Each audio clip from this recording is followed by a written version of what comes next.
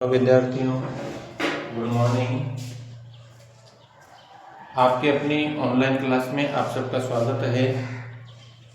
BA और MA के जो विद्यार्थी हैं उनका कोटा विश्वविद्यालय कोटा के द्वारा परीक्षाएं प्रारंभ हो चुकी है और आपने भी तैयारी अच्छी तैयारी शुरू कर दी होगी।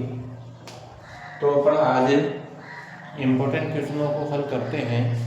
बीए थर्ड सेमेस्टर में जो ह्यूमन एंड इकोनॉमिक ज्योग्राफी चलती है,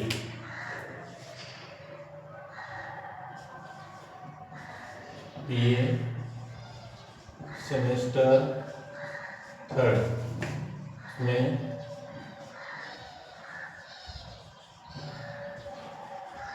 ह्यूमन एंड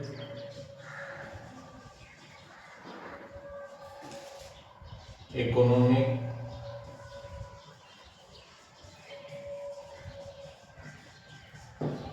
ज्योग्राफी, ठीक है। तो इसमें आपके मानव भूगोल के सिद्धांत है और इसमें संभववाद पहला तो है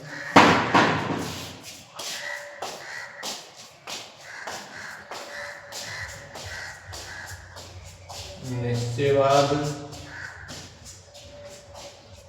का सिद्धांत, निश्चयवाद का सिद्धांत। दूसरा है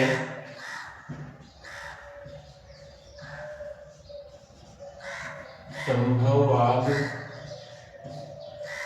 का सिद्धांत और तीसरा है नवनिश्चयवाद का सिद्धांत, ठीक है। ये तीन सिद्धांत है, तीनों में से एक सिद्धांत जरूर आता है और आपको समझ करके पढ़ना है। तीनों सिद्धांतों में एक मूल बात है कि इनमें प्रकृति और मानव के संबंधों का अध्ययन होता है। अब वह संबंध सामाजिक रूप में हो, शारीरिक रूप में हो या आर्थिक रूप में हो, ठीक।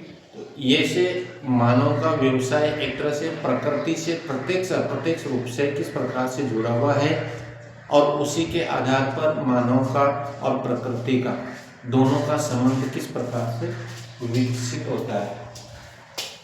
तो इसी के आधार पर ये तीनों सिद्धांत जुड़े हुए हैं और तीनों सिद्धांतों में एक मूल विशेषताओं में अंतर इस प्रकार से है। जैसे पहला है कि निश्चयवाद है। निश्चयवाद में प्रकृति और मानव के संबंधों का अध्ययन तो होता है, एक एक चीज पर, एक एक शब्द पर अच्छी तरह से ध्यान देना, समझना, क्योंकि ये चीजें समझने के ऊपर ही निर्भर करती है और समझने में आने के बाद में अपने विचार विस्तार से अथाह विचार कर सकते हैं। तो निश्चयवाद सिद्धांत में ये लिख देता हूं,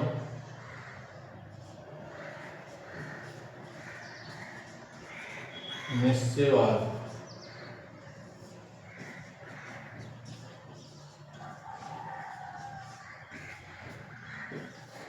निश्चयवाद सिद्धांत में भी वही बताया मैंने स्टार्टिंग में कि मानव और प्रकृति के संबंधों का अध्ययन होता है, परंतु इनके जो संबंध है ये इसमें प्रकृति बलशाली है। पहली विशेषता,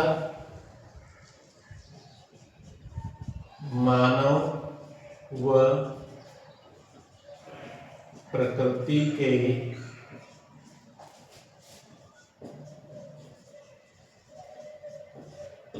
संबंधों का अध्ययन, जिसमें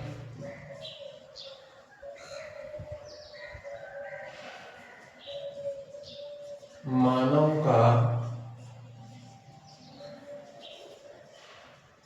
संपूर्ण विकास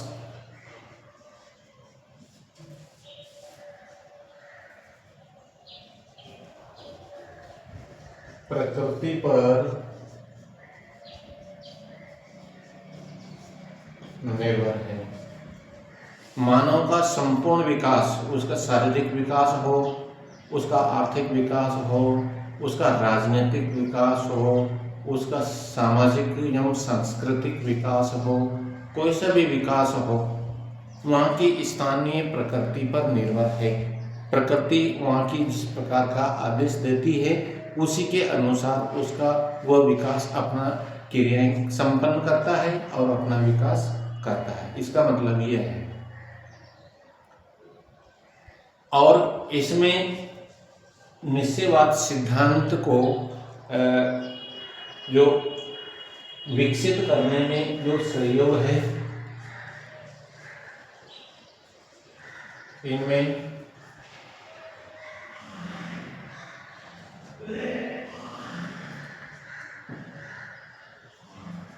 फ्रांसीसी एवं जर्मनी के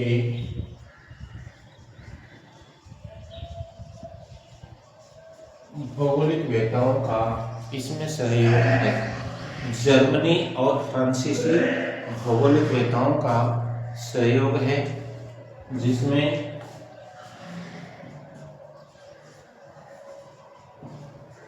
हमबोल्ट, रिटर, रेडजेल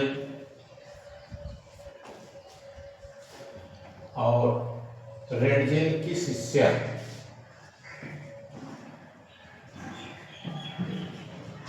रेडजेल की शिष्या कुमारी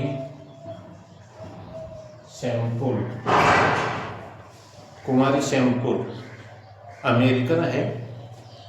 तो इनका विचार इस प्रकार से है कि प्रकृति और मानव के संबंधों का तो अध्ययन होता है, परंतु इसमें प्रकृति बलशाली है। इन्होंने तो इस प्रकार से भी बोल दिया कि प्रकृति ही मानव का विकास और उत्पन्न करती है और उसी के आदेशों के अनुसार मानव अपना कार्य संपन्न करता है। यानी कि आदेश देने वाली प्रकृति है, बलशाली है। ठीक है। और कुमारी शैम्पुल ने तो इस प्रकार से बोल दिया अपने एक पुस्तक में, the human product of the earth this surface, यानी कि प्रकृति मानव की उत्पत्ति करती है और किसान जिस प्रकार से अपनी फसल काटता है उसी प्रकार वह विनाश भी स्वयं करती है। यानी कि प्रकृति इतनी बलशाली है। कोई से भी क्षेत्र में, विश्व के कोई से भी क्षेत्र में जिस प्रकार की भी प्रकृति होती है उसी के अनुकूल मानव का विकास होना निश्चित है। उसके संपूर्ण आदेशों की पालना करता है। मानव प्रकृति के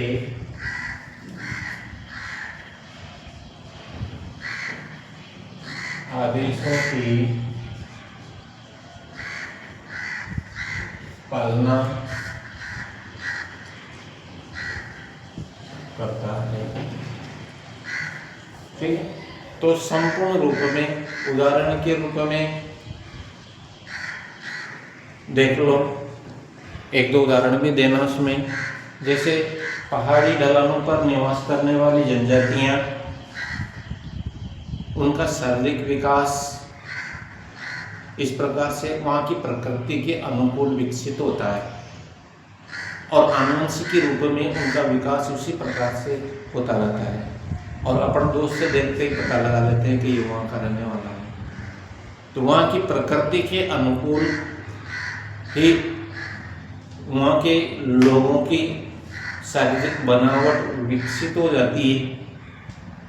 जैसे पहाड़ी ढलानों का उदाहरण दिया मैंने, पहाड़ी ढलानों पर निवास करने वाली जो जनजातियां हैं उनके पैर मजबूत होते हैं, पीठ झुकी हुई रहती है और हाथ कमजोर हो जाते हैं। और इसी प्रकार से आनुवंशिकी रूप में उनके लक्षण विकसित होते रहते हैं और आने वाली पीढ़ियों में इसी प्रकार से उनका शरीर विकसित होता है। क्या कारण है? क्योंकि पहाड़ी ढलानों पर बार बार उतरना चढ़ना, जिससे पैर मजबूत हो जाते हैं और हाथ कोई काम नहीं आते, तो इसलिए कमज़ोर हो जाते हैं। और पहाड़ी ढलानों पर सीधा खड़ा होकर के तो चढ़ उतर नहीं सकते, टेढ़ा अपना शरीर का बैलेंस बनाने के लिए पीठ को टेढ़ा करना पड़ता है और बार बार इसी प्रकार से टेढ़ी होने के कारण ये पीठ हमेशा के लिए टेढ़ी हो जाती है। आनुवंशिकी रूप में आने वाली पीढ़ियों में भी इसी प्रकार से विकसित होती है। तो इस तरीके से मतलब वहाँ की प्रकृति ही इसी प्रकार की है, उसी के अनुकूल वहाँ का निवास करने वाला मानव भी उसी प्रकार से शारीरिक विकास करता है। इसी प्रकार से तटीय क्षेत्रों में, समुद्र के तटीय क्षेत्रों में निवास करने वाले लोग नावें चला करके और अपना व्यवसाय विकसित करते हैं, तो उनके हाथ मजबूत होते हैं, पैर कमजोर हो जाते हैं।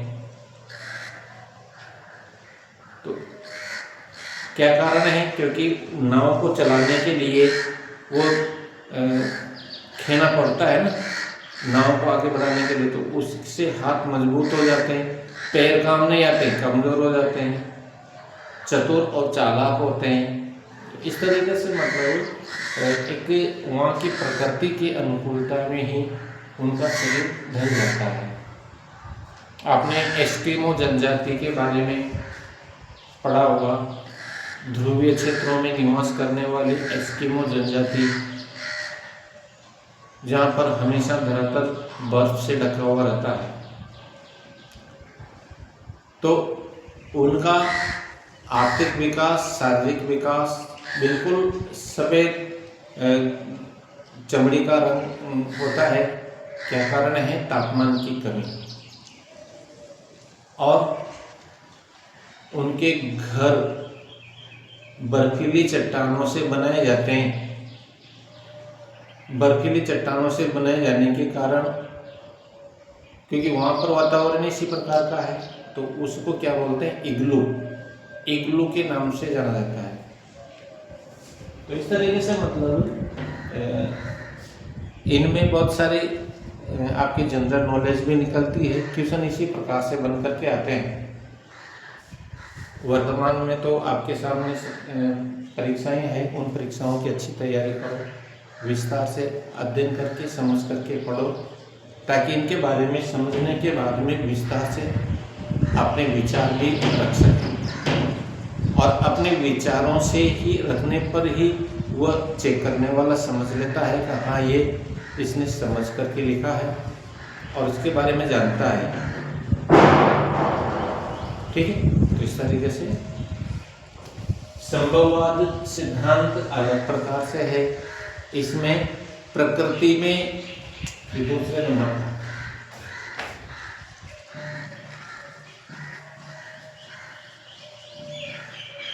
संभववाद सिद्धांत, इसमें इस प्रकार से है। संभववाद से नाम से पता चल रहा है कि इसमें प्रकृति और मानव के बीच में संबंधों का अध्ययन तो होता है, तीनों में ही है, इसी प्रकार से बताया। इनके प्रकृति और मानव के संबंधों का अध्ययन तो होता है, परंतु प्रकृति इतनी बलशाली नहीं है जो कि संपूर्ण रूप से मानव पर नियंत्रण कर सके। यानी कि प्रकृति में हर जगह संभावनाएं छिपी हुई है, उन संभावनाओं को संभव करने का कार्य मानव पर निर्भर करता है। ठीक है, तो जैसे पश्चिमी राजस्थान बिल्कुल सूखा पड़े रेतीले ढेर दिखाई पड़ते हैं, परंतु नीचे अगर खोदेंगे और उसमें क्या नाम से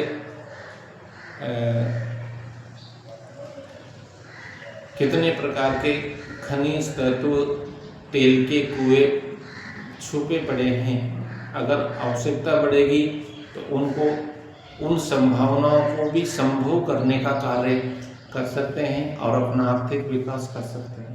ठीक, तो संभावनाएं हर जगह छुपी हुई रहती है, उनकी खोज करना मानव के ऊपर निर्भर करता है, वो उसकी आवश्यकता पर निर्भर करता है, तकनीकी मशीनीकरण पर निर्भर करता है।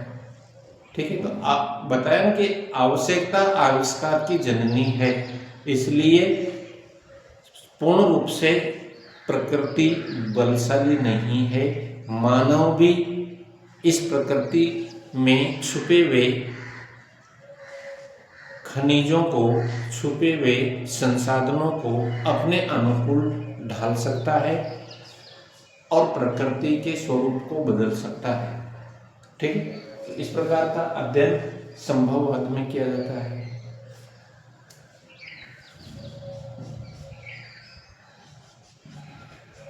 मानव व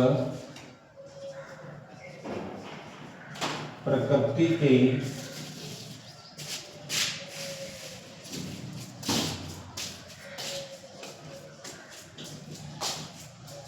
संबंधों का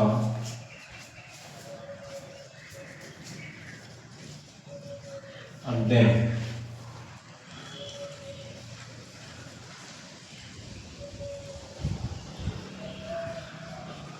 प्रकृति में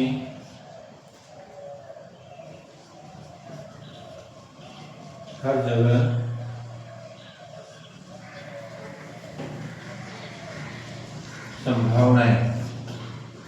संभावनाएं है।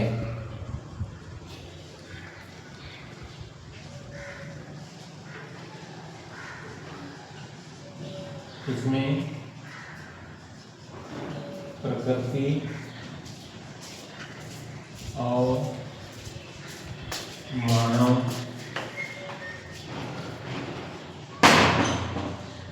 बलशाली है, दोनों को बलशाली बताया है। प्रकृति के विपरीत भी नहीं चल सकता और प्रकृति के आदेशों की पूर्ण रूप से पालना भी नहीं कर सकता, वह भी अपने अनुकूल ढाल लेता है। उदाहरण के रूप में देखो, पहाड़ी ढलानों पर निवास करने वाले मानव अपने अनुकूल उस पहाड़ी ढलानों को काट करके सीढ़ी नुमा कृषि करके आज देखो चाय के, कॉफी के बागानों के रूप में उनको विकसित कर लिया अपने अनुकूल, और वर्तमान में अपना व्यवसाय परिवर्तन कर लिया। इस तरीके के मतलब प्रकृति और मानव दोनों ही बलशाली है। मानव भी प्रकृति को अपने अनुकूल ढालकर उसका विकास कर सकता है और प्रकृति के आदेशों की पालना भी कुछ हद तक करनी आवश्यक है। ठीक, तो विश्व में जितने भी है इस प्रकार से अध्ययन करना है।